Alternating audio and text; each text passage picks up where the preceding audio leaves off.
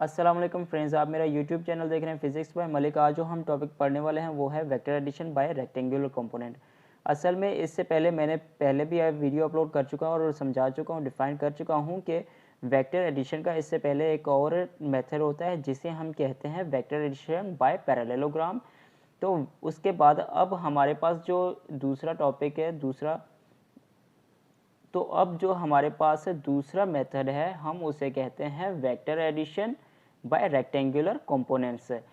यानी कि इसमें आपको वेक्टर्स गिवन होते हैं, आपने वेक्टर्स को हेड टू टेल रूल के ज़रिए ज्वाइन करना होता है। इसके बाद आपने हेड टू टेल ज्वाइनिंग के बाद आपने रेजोल्यूशन करनी होती है वेक्टर्स की रेजोल्यूशन करने के बाद जब हम वेक्टर को रिजॉल्व करते हैं तो वेक्टर्स के कंपोनेंट्स ज़रूर मिलते हैं। तो वेक्टर कंपोनेंट्स के ज़रिए हमने आज एडिशन करनी है। मतलब आज जो हम फार्मूला ड्राइव करेंगे वेक्टर्स को ऐड करने के बाद रिजल्टेंट का, तो रिजल्टेंट के फार्मूले में बेसिकली आपको कंपोनेंट्स की लाजमी दिखेंगे। इससे पहले जो फार्मूला है वेक्टर एडिशन बाय पैरेललोग्राम वो ये है कि R is equal to radical a square plus b square plus a b cos theta. हम इसे लॉ ऑफ कोसाइन थीटा भी कहते हैं। इसमें जब हमें दो वेक्टर्स के मैग्नीट्यूड गिवन होती हों तो उनके बीच में एंगल हो, और जब ये चीज़ें गिवन होने के बाद आपसे रिजल्टेंट पूछा जाए तो फिर यूज़ होगा वेक्टर एडिशन बाय पैरेललोग्राम, यानी कि ये वाला फार्मूला। लेकिन जब आपको वेक्टर्स की मैग्नीट्यूड गिवन ना हो बल्कि उसकी जगह वेक्टर्स की मैग्नीट्यूड के साथ कंपोनेंट्स के फॉर्म में गिवन हो तो फिर उसके लिए आज मैं डिफ़ाइन करूंगा कि अगर वेक्टर्स मैग्नीट्यूड की बजाय कंपोनेंट्स की फॉर्म में गिवन हो तो उनको ऐड करने का या उनका रिजल्टेंट फाइंड करने का फार्मूला कौन सा होता है या इक्वेशन कौन सी होती है। तो फ्रेंड्स, आप मेरा यूट्यूब चैनल देख रहे हैं फिजिक्स बाय मलिक। अगर आपने मेरा यूट्यूब चैनल सब्सक्राइब नहीं किया, kindly subscribe, share and like. Thanks. तो चलते हैं टॉपिक की तरफ। यहाँ पे आपको कोऑर्डिनेट सिस्टम के अंदर आपको वेक्टर्स नज़र आ रहे होंगे, यानी कि A1, हम इन्हें नाम दे देते हैं A1 और A2, और ये वेक्टर्स एक्स एक्सिस पे एंगल बना रहे हैं जिनको हम थीटा 1 और थीटा 2 कह सकते हैं। अब चलते हैं हमारे नेक्स्ट स्टेप की तरफ। सबसे पहले हमने इन वेक्टर्स को हेड टू टेल रूल के ज़रिए ज्वाइन करना है। ज्वाइन करने के बाद फिर हमने इनको रिजॉल्व करना है, क्योंकि ये जो आज हमारा मेथड है वो कंपोनेंट्स मेथड है। मतलब कंपोनेंट्स के बगैर ये addition of vector by rectangular components को सॉल्व नहीं किया जा सकता। मतलब आज इसमें वेक्टर्स को रिजॉल्व करना पड़ेगा। अब हम वेक्टर्स की ज्वाइनिंग करेंगे according to head to tail rule के ज़रिए। सो यहाँ पर देखिए एक्स वाई प्लेन पर दो वेक्टर्स लिए थे A1 और A2। यहाँ पर उन्हीं दोनों वेक्टर्स को हमने ज्वाइन कर दिया हेड टू टेल रूल, यानी कि यहाँ पर नाम दे देते हैं हम, ये है A1 हमारा और ये A2 वेक्टर है। अब देखें, अगर A1 जो है उसकी जो टेल है वो ओरिजिन से स्टार्ट हो रही है और दूसरे A2 की जो टेल है वो A1 के हेड के साथ ज्वाइन है, और A2 का जो हेड है वो A वेक्टर यानी कि रिजल्टेंट वेक्टर के हेड के साथ ज्वाइन है।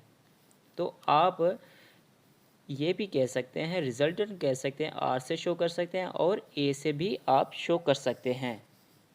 यहाँ पर मैंने A1 और A2 वेक्टर को हेड टू टेल रूल के तहत ज्वाइन कर दिया है। जब दो या दो से ज़्यादा वेक्टर्स को ज्वाइन कराएं तो उनका रिजल्टेंट वेक्टर लाजमी होता है, वो फिर हम A से रिप्रेजेंट कर सकते हैं, शो कर सकते हैं, या R से भी शो कर सकते हैं। याद रखें A1 वेक्टर की एंगल यानी कि यहाँ पर थीटा 1 है, उसके बाद और A2 की जो यानी कि सेकंड वेक्टर है उसकी एंगल जो बन रही है एक्स एक्सिस पर, यहाँ पर हम सपोज कर लेते हैं यहाँ पर क्या है एक्स एक्सिस पर, क्योंकि यहाँ ये वाला A2 जो वेक्टर है वो भी एक्स एक्सिस पर बना रहा था, यहाँ पर बना लेते हैं। तो ये सेकंड वेक्टर की एंगल θ2। तो आपको पता है हमारा टॉपिक क्या है, यानी कि addition of vector by rectangular component method. तो इसका मतलब हमें अब कंपोनेंट्स रिक्वायर्ड हैं, तो इसका मतलब अब हमें यहाँ पर एक मेथड अप्लाई करना पड़ेगा, यानी कि रेजोल्यूशन ऑफ वेक्टर वाला मेथड अप्लाई करेंगे, जो कि मैं पहले पढ़ा चुका हूँ। तो आई थिंक आप इसको समझ लें उस वीडियो में जो मैं पहले समझा चुका हूँ पिछले वाली वीडियो में। चलें अब रेजोल्यूशन स्टार्ट करते हैं। हम जब भी रेजोल्यूशन करते हैं तो हमें एक वेक्टर के दो कंपोनेंट्स मिलते हैं, यानी कि शॉर्ट में आपको बता दूं, अगर यहाँ पर आप सपोज़ करते हैं कि यहाँ पर एक्स वाई प्लेन है और ये ए वेक्टर हमें गिवन है, इसके अगर हम कंपोनेंट्स देखते हैं तो कंपोनेंट्स इसका यहाँ पर ये वाला कंपोनेंट है जिसे हम कहते हैं यहाँ पर ए वेक्टर है, इसका ए एक्स कंपोनेंट, और यहाँ पर इसका क्या होता है वाई कंपोनेंट, ए वाई कंपोनेंट। तो चले हम इसको रिजॉल्व करें। पहले हम A1 वेक्टर यानी कि A1 वेक्टर पहले वेक्टर को रिजॉल्व करते हैं, तो फिर हमें दो वेक्टर्स मिलेंगे A1x और A2x। यहाँ पर देखें, अगर ये वाला वेक्टर है A1 तो यहाँ पर इसका यहाँ पर होगा AX vector, A1x vector, A1x component sorry, और उसके बाद यहाँ पर इसका y कंपोनेंट होगा A1 का, तो हम A1y कंपोनेंट लिखेंगे। इसके बाद अब हम A2 वेक्टर को रिजॉल्व करते हैं, तो A2 वेक्टर का पहला जो कंपोनेंट है x एक्सिस पर होगा और दूसरा component perpendicular to x axis मतलब y एक्सिस पर होगा। यानी कि यहाँ पर देखें, ये क्या है हमारा x एक्सिस है, ओके। यहाँ पर हमारा पहला जो x एक्सिस पर A2 का कंपोनेंट होगा, यहाँ पर होगा A2 x एक्सिस पर A2x। उसके बाद दूसरा जो कंपोनेंट होगा वो यहाँ पर होगा, मतलब ये हुआ कि दूसरा कंपोनेंट क्या होगा y एक्सिस पर है, तो हम इसे लिखेंगे A2y। अब हमने क्या करना है, फ्री वेक्टर की एप्लीकेशन यूज़ करेंगे, पैरेलल शिफ्टिंग ऑफ वेक्टर। ऐसा क्यों करेंगे, क्योंकि अब एक ही एक्सिस पर एक्स कंपोनेंट आ जाएंगे और उसी तरह एक ही एक्सिस पर वाई कंपोनेंट आ जाएंगे। जैसा कि हमने पैरेलल शिफ्टिंग की है, यहाँ पर A1y है, इसके opposite parallel shifting same length same direction करेंगे A1y, और यहाँ पर A2x है हमारे पास, ये सेम टू सेम इधर पैरेलल शिफ्टिंग करेंगे जो यहाँ पर है, same direction same length A2x। यहाँ पर हमने पैरेलल शिफ्टिंग कर दी है। क्या अब हमने सारे वेक्टर्स की रेजोल्यूशन कर दी? नहीं, क्योंकि यहाँ पर A वेक्टर यानी कि रिजल्टेंट वेक्टर की रेजोल्यूशन की ही नहीं। आपको क्या लगता है ये सारा खेल, ये सारी गेम किसके लिए थी? A1 वेक्टर या A2 वेक्टर के लिए? नहीं, बल्कि ये सारा खेल तो A वेक्टर के यानी कि रिजल्टेंट वेक्टर के लिए किया जा रहा था। तो फिर अब हम चलते हैं A वेक्टर को रिजॉल्व करते हैं। तो यहाँ पर देखें, सपोज़ करें यहाँ पर ओरिजिन से लेकर टेल, यहाँ पर ओरिजिन पर A वेक्टर की टेल है और यहाँ पर हेड है। तो हम यहाँ पर देखेंगे, यहाँ से स्टार्ट करेंगे, यहाँ से लेकर AX कंपोनेंट्स होंगे ना, A वेक्टर का कंपोनेंट x एक्सिस पर AX कहाँ तक, यहाँ तक, जहाँ तक उसकी हेड है, यहाँ तक A वेक्टर की हेड। तो यहाँ से लेकर ये जो लेंथ है ए वेक्टर की, उसके सेम टू सेम अपोजिट हम ए एक्स की सेम लेंथ पर एक्स एक्सिस पर ए एक्स कॉम्पोनेंट निकालेंगे। उसी के साथ वाई कॉम्पोनेंट जो कि वाई एक्सिस पर होगा, यानी कि हेड से लेकर यहाँ तक हम निकालेंगे। अब ए वाई कॉम्पोनेंट किसका, ए एक्स ए वेक्टर का यहाँ तक। यहाँ पर हमारे पास पूरे 6 कंपोनेंट्स हो गए हैं, a2y a1y, उसके बाद a1x a2x और ay ax। यहाँ पर हमारे पास कितने कंपोनेंट्स हो गए, 6 कंपोनेंट्स। तो अब क्या करना है, अगर मुझे इस a वेक्टर का, इस वाले a वेक्टर का मैग्नीट्यूड फाइंड करना हुआ जब हमें रेक्टेंगुलर कंपोनेंट्स मिले हों, तो हमारे पास जनरल फार्मूला होता है ये वाला, जो कि a is equal to radical a x square plus A y square, जो मैंने पहले बता चुका हूँ। इस फार्मूले का मतलब ए एक्स कॉम्पोनेंट का स्क्वायर करें, उसके बाद ए वाई कॉम्पोनेंट का स्क्वायर करें, उनको ऐड कर दें, फिर रेडिकल को ख़त्म करें, आपको रिजल्टेंट मिल जाएगा ए वेक्टर का। तो लेकिन हमारे पास जो ए यानी कि 2 वेक्टर्स हैं, ये सिर्फ एक वेक्टर के लिए। जब 2 वेक्टर्स हों तो हम क्या करेंगे, उसके लिए आपको मैं डिफ़ाइन करता हूँ कैसा क्या करना है। यानी कि यहाँ पर हमने ए एक्स कॉम्पोनेंट के पहले फार्मूला बनाना है, उसके बाद ए वाई कॉम्पोनेंट का फार्मूला बनाना है, और उससे इन दोनों के फार्मूलाज बनाने के बाद हम इसमें पुट कर देंगे, तो हमें जो है ए वेक्टर, इस वाले वेक्टर का रिजल्टेंट वेक्टर का मैग्नीट्यूड मिल जाएगा। तो आपको पता है एक्स कंपोनेंट कितना है, यानी कि अब हमने जो डिफाइन करना है magnitude of x component of resultant. यहाँ पर देखें, ये जो ए स्क्वायर एक्स वाई एक्स जो है वो ये शो कर रहा है कि एक्स कंपोनेंट ऑफ रिजल्टेंट, इसका मतलब ए वेक्टर का रिजल्टेंट जो है ए एक्स। तो हम इससे देखेंगे कि ये कितना है। आपको मालूम है कि एक्स कंपोनेंट कितना है। एक्स कंपोनेंट को जानने के लिए आपको थोड़ा सा ऊपर देखना पड़ेगा, यानी कि एक्स कंपोनेंट की वैल्यू कितनी है, इसके ऊपर देखें a1x और a2x। जब आपने ax की वैल्यू जाननी हो तो आपने क्या करना है, a1x और a2x को आपस में ऐड कर देना है कुछ इस तरह से, यानी कि a is equal to a x is equal to a1x plus a2x। आपको पता है, मैंने पिछली वीडियो में भी आपको बताया था कि ए एक्स का फार्मूला जो होता है वो ये होता है कि ए cos theta.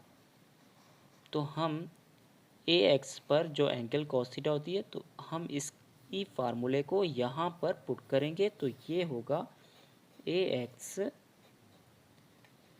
Is equal to ए1 कॉस थीटा, एंगल भी हम 1 लेंगे, उसके बाद मल्टीप्लस कर देंगे a2 कॉस थीटा थीटा 2। तो ये हमारे पास जो फार्मूला है वो किसका है, ए एक्स कॉम्पोनेंट का। यानी कि यहाँ पर देखें ए एक्स कॉम्पोनेंट का यही वाला फार्मूला हम इसमें पुट कर देंगे। तो उसके बाद अब हम ए वाई कॉम्पोनेंट का फार्मूला ड्राइव करेंगे। यानी कि यहाँ पर देखें, अगर हम निकालना चाहें तो अब देखिए, हमने y कंपोनेंट ऑफ रिजल्टेंट का मैग्नीट्यूड फाइंड करना है, मतलब उसका फार्मूला बनाना है। तो उसके लिए अब हमने देखना है ए वाई कंपोनेंट जो है वो उसकी वैल्यू कितनी है। यानी कि ए वाई कंपोनेंट में कौन कौन से कंपोनेंट्स आते हैं, यानी कि a1y और a2y। जब हमने ये जानना है तो हम इन दोनों को ऐड कर देंगे, यानी कि ए y component is equal to a1y plus a2y। आपको पता है ए वाई का फार्मूला क्या होता है हमारे पास, ए साइन थीटा, क्योंकि वाई एक्सिस पर हमारे पास एंगल कौन सी होती है, साइन थीटा होती है। तो हमने यही सेम ये वाला फार्मूला इन दोनों की बजाय फिट कर देना है। तो ये लिख सकते हैं A y component is equal to A sine A1 sine θ1 plus A2 sine θ2, क्योंकि यहाँ पर एंगल भी हमने 2 देनी है क्योंकि सेकेंड वेक्टर की, यहाँ पर एंगल 1 देनी है क्योंकि फर्स्ट वेक्टर की।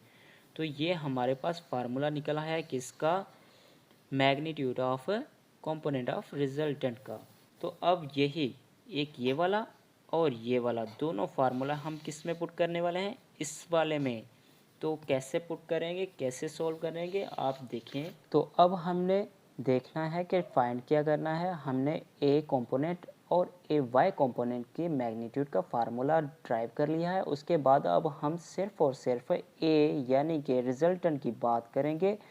तो हमारे पास जो फार्मूला होता है मैग्नीट्यूड को फाइंड करने के लिए वो ये होता है A is equal to under root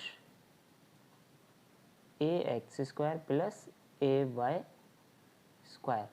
तो हम इन दोनों की बजाय हमारे पास A square A x square plus A y square, इन दोनों के हमारे पास फार्मूलेस ड्राइव हो चुके हैं, जिन्हें हम कुछ इस तरह से कहते हैं कि तो अगर हमारे पास ये वैल्यूज़ हैं तो हम क्या करेंगे, इन दोनों को पुट कर देंगे इस वाले फार्मूले में। तो हमारे पास फिर हमें मिल जाएगा मैग्नीट्यूड ऑफ रिजल्टेंट।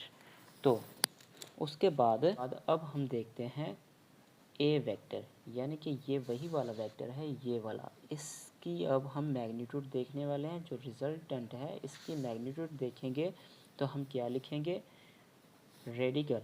यहाँ पर देखें इस वाले फार्मूले में हम ड्राइव पुट करने वाले हैं। तो हम यूँ लिख सकते हैं, रेडिकल ए स्क्वायर की बजाय इस ए एक्स स्क्वायर की बजाय ये वाली वैल्यू पुट करेंगे, A1 cos θ1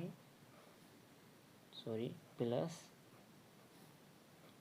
A2 cos θ2 bracket plus ये वाली है फार्मूले में जो है। उसके बाद A2 की वैल्यू रखेंगे A1 sin θ1 plus A2 sin θ2।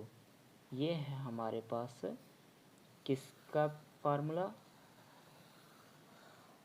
Magnitude of resultant का फार्मूला। तो आपको पता है वेक्टर क्या है, वेक्टर जो फिजिकल क्वांटिटी हो जिसे मैग्नीट्यूड और डायरेक्शन हो।